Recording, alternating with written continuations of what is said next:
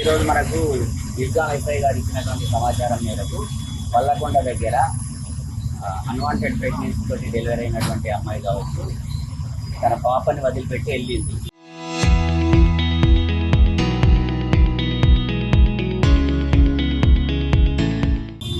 Just 3-4 years baby, new born baby.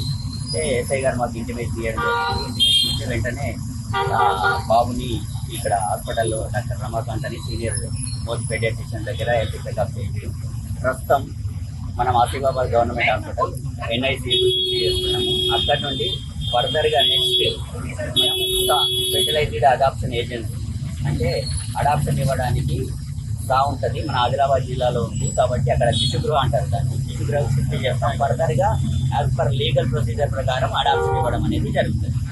Okay, thank you. ఇంటి పక్కన పడేసిపోయింది sir. ఎక్కడ? మా ఊరుకు కొంచెం పట్టి చేయాలి, మా ఇంటి దగ్గర ఉన్నది. అంటే నేను బయట వెళ్తే మొత్తుకున్నది.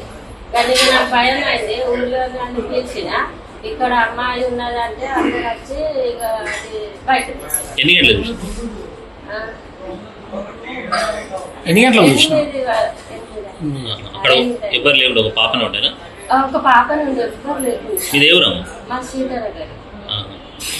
ఆ చుట్టుపక్కల కూడా ఎవరు లేకుండా అందరూ పత్తి చేయడానికి పోయిండ్రు.